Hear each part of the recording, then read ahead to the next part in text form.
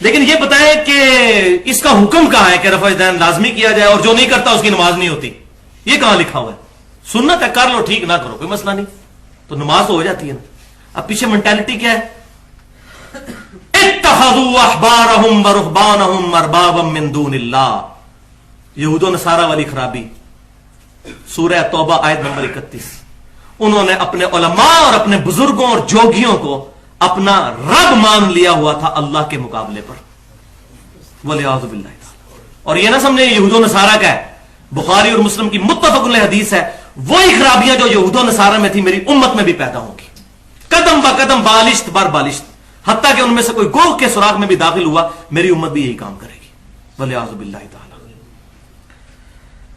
تو آپ صلی اللہ علیہ وسلم بھائیو جوامع کلمات کے ساتھ بھیجے گئے ہیں۔ بخاری میں حکم ہے رفع الیدین کرنے کا۔ مالک بن حویرث کی جو حدیث ہے 631 نمبر کتاب الاذان میں صحیح بخاری میں کہ صلو کما رأیتمونی اصلی، نماز اس طرح پڑھو جس طرح مجھے نماز پڑھتے ہوئے دیکھتے ہو، تو یہ حکم نہیں ہے؟ آپ صلی اللہ علیہ وسلم تو مختصر بات کر کے پوری کی پوری بات کو سمندر کو کوزے میں بند کر لیتے تھے، اب آپ ایک ایک رکن پہ کہیں گے تو ہم پھر اس میں پہلا تو الزامی جواب دیتے ہیں، آپ پہلے رفع الیدین کا حکم دکھائیں کہ آپ نے فرمایا ہو کہ پہلا رفع الیدین کیا کرو باقی والے نہ کیا کرو، وہ بھی حکم کوئی نہیں۔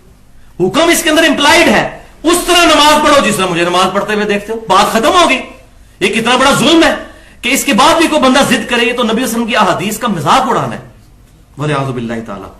تو مالک بن حویرث کو ابو قلابہ تابعی نے دیکھا، بخاری اور مسلم میں موجود ہے، یہ غزوہ تبوک کے موقع پر مسلمان ہوئے، نبی صلی اللہ علیہ وسلم کی وفات کے بعد ابو قلابہ تابعی کہتے ہیں وہ ہمارے پاس آئے، بخاری اور مسلم دونوں میں، انہوں نے نماز پڑھی، نماز کے شروع میں ہاتھ اٹھائے، رکوع میں جاتے وقت اٹھائے، رکوع سے اٹھ کر اٹھائے، اور پھر اینڈ پر کہا کہ نبی صلی اللہ علیہ وسلم بھی اس طرح نماز پڑھتے تھے۔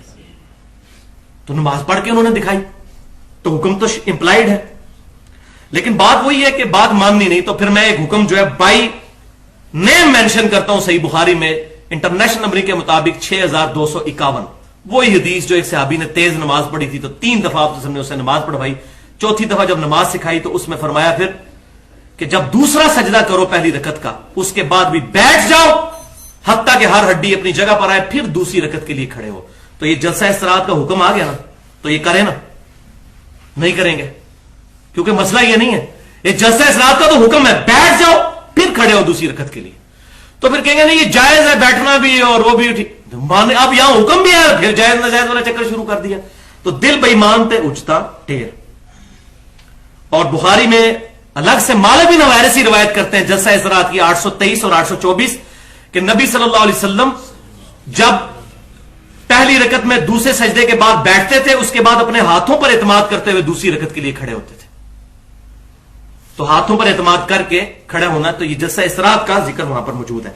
تو یہ الحمدللہ عمل ہے، اب اس پہ حکم ہے، اب اس پر عمل کریں۔ اور ویسے ان جنرل جوامع کلمات کے تحت پوری نماز کا حکم ہے۔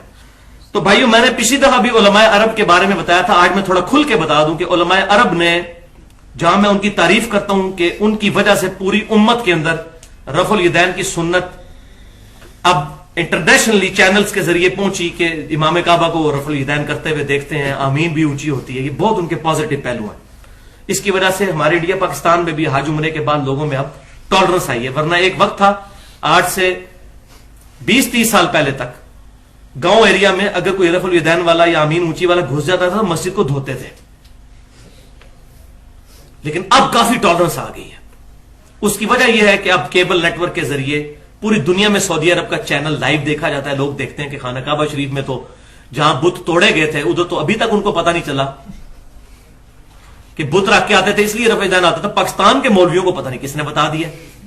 تو اس پہ میں ایک ننگا جملہ بولتا ہوں کہ دودھ ہمیشہ بھینس کے نیچے سے صحیح ملتا ہے، گوالا دودھ دے گا، کوئی پانی ملا کے دے گا، کوئی چھپڑ کا پانی بھی بیچ میں شامل کر دے گا، جوڑ کا بھی۔ تو بھائی یہاں پر پھر وہی ہے کہ اتنی دور بیٹھے ہوئے ہیں، جو آیا اس نے اپنی مرضی کا دین لوگوں کو سکھا دیا، ٹوٹی پھوٹی فارم میں سکھایا۔ تو وہاں پر یہ اس اعتبار سے جو نیو مسلم جب سعودی عرب جاتے ہیں تو کافی فائدہ ہوتا ہے حرمین شریفین میں جانے کا، لیکن علماء عرب کی 3 خرابیاں بہت بڑی ہیں جس کی وجہ سے میں سمجھ رہا ہوں کہ سنت طریقے کو نقصان پہنچ رہا ہے۔ ایک تو جلسہ استراحت انہوں نے چھوڑ دیا، حالانکہ حکم تھا جلسہ استراحت کا، میں نے بتا دیا۔ اور عبداللہ بن باز نے جو نماز نبوی کا طریقہ چھاپا ہے اپنا، मुफ्ती आजम सऊदी अरब 1933 से 1999 तक 66 साल तक, उन्होंने अपनी नमाज के तरीके में ये लिखा है कि दूसरे सजदे के बाद भी बैठ के उठना चाहिए, लेकिन अगर कोई ना बैठे तो जायज है। भाई आपको किसने इख्तियार दिया कि आप अपनी मर्जी से फतवे निकालते फिरें?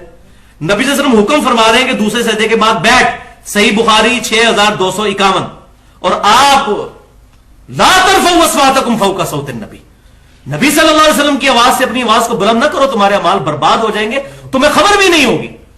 तुम्हें किसने ये अथॉरिटी दी कि तुम ये बात करो कि खैर है? किसी को इजाजत नहीं है, चाहे वो मुफ्ती आजम सऊदी अरब हो, चाहे कोई भी हो, कोई ताबी क्यों ना हो। जी ताबीन रफ़ा छोड़ गए थे, छोड़े, हमें तो कोई फर्क नहीं पड़ता। हमें फर्क वहां से पड़ेगा जब सहाबी का नाम आ जाएगा या नबी सल्लल्लाहु अलैहि वसल्लम से साबित होगा, अदरवाइज कोई फर्क नहीं पड़ता। एक ये गलती जलसा इसरा, दूसरा रुकू के बाद हाथ बांधना, वो मैंने पिछली दफा 8 पॉइंट्स बताए थे कि पता नहीं कहां से इन्होंने ये मामला निकाल दिया। अबू हुमैद सादी की हदीस में वाज़ेह मौजूद है कि वो कहते हैं कि नबी सल्लल्लाहु अलैहि वसल्लम जब रुकू से उठते तो बिल्कुल सीधे खड़े हो जाते, हत्ता कि हर हड्डी अपनी जगह पर आ जाती। हर हड्डी अपनी जगह पर खड़ी हुई हालत में, नॉर्मल हालत में कहां होती है? अल्हम्दुलिल्लाह अहले सुन्नत और अहले तशय्यो का इजमा है, हनफी, शाफी, मालकी, हंबली सब का, कि रुकू के बाद हाथ छोड़े जाएंगे। और मैंने वहां इल्मी गिरफ्त उनकी की थी। और तीसरा, सजदे में जाते वक्त वो पहले घुटने लगाते हैं और बाद में हाथ।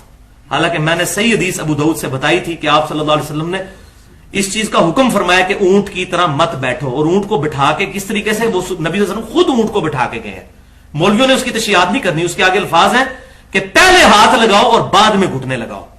और 803 नंबर सही बुखारी में जो हदीस है, उसके बाद की हेडिंग में इमाम बुखारी लेके आए कि अब्दुल्ला बिन उमर भी सजदे में जाते वक्त पहले हाथ और बाद में घुटने लगाते थे। और इसकी पूरी सनद जो है वो बाकी किताबों में, अल-मुसन्नफ इब्न अबी शैबा के अंदर और बाकी किताबों के अंदर मौजूद है अल्हम्दुलिल्लाह। तो ये 3 खराबियां हैं उनके अंदर। अब वो मैं ट्रुथ रिवील करता हूं कि असल में हुआ क्या है, यहां पे मैं समझाता हूं। यह मसला आज तक किसी ने नहीं खोला कि ताबईन में रफुल यदैन करना छोड़ क्यों दिया था। बिल्कुल इस तरीके से जिस तरह अभी अब्दुल्ला बिन बाज ने किताब लिख दी ना कि दूसरे सजदे के बाद मर्जी है बैठ जाए, उठ भी जाए तो खैर है। अब वो इतनी बड़ी अथॉरिटी बने हुए ना, अब 500-600 साल जब गुजरेंगे तो लोग कहेंगे देखो 500 साल पहले एक इतने बड़े मुफ्ती आजम अरबैन दे कह के गए ने कि जी दूसरे सजदे के बाद ना भी बैठे तो हर्ज नहीं। और अभी प्रैक्टिकली तो इमाम काबा कोई नहीं बैठता ना, डायरेक्ट खड़ा होता है और लोग देख भी रहे हैं। इसी तरीके से ये काम चलता रहेगा और लोग जलसा इसरात को भूल जाएंगे। किताबों में लिखा होगा, उस बंदे की अपनी किताब में भी, अब्दुल्ला बिन बाज की किताब में भी लिखा होगा, लेकिन उसके फॉलोअर्स कह रहे होंगे जी मुफ्ती साहब ने फरमा दिया, बस बुजुर्गों ने फरमा दिया, काफी है। ये होगा। बिल्कुल इसी तरीके से ताबईन के दौर में भी चंद सुस्तुल वजूद लोगों ने, जो मैं समझता हूं, उन्होंने रफुल यदैन करने में बड़ा तरद्दुद था। और ये मेरा जुमला भी याद रखें, रफुल यदैन और जलसा इस्तराहत और सजदे में जाते वक्त हाथ पहले लगाना, ये नमाज की ब्रेकें हैं। इससे नमाज का सुकून बढ़ता है। जिसने फटाफट नमाज पढ़नी है ना, उसके लिए मुसीबत है ये चीज, क्योंकि वो पहले रफुल यदैन करेगा सुकून के साथ, फिर भाई तो वो फौरन जाएगा, फौरन उठेगा। अब जो बंदा पहली रकत में बैठेगा, फिर सुकून से जलसा इस्तराहत के बाद हाथों पर इत्माद करके उठेगा, वो डायरेक्ट दूसरी रकत में उठे तो वो अपना 1 मिनट बचा लेगा। तो ये सुस्तियां करते करते, ये ताबीन के दौर में शुरू हो गई थी, करते उन्होंने कहा खैर ये छोड़ दे, खैर करते करते नमाज का हुलिया बिगड़ गया। ये मुझे समझ आई है कि ये मामला किस तरीके से खराब हुआ है। वरना अहले सुन्नत अहले तशय्यो, ये चंद एक मसाइल इतने क्रिटिकल, उनमें ये मुत्तफिक है रफुल यदैन वाले मसले में भी, जलसा इस्तराहत में भी, और अहले तशय्यो भी सजदे में जाते हैं पहले हाथ लगाते हैं। ये इतना बड़ा इत्तेफाक कैसे हो सकता है? 2 मुख्तलिफ सोर्सेज से अहादीस का जमा होना। तो ये असल में मसला इस तरीके से खराब हुआ है और ये सारे के सारे मामला फिर बिगड़ते चले गए और अब मुसीबत बन गई है हमारे लिए। हम बताते हैं लोगों को, नहीं उन्होंने किताबें पता, वो पॉइंट भी इंशाल्लाह आ रहा है कि मैं इसका भी जवाब इंशाल्लाह दूंगा।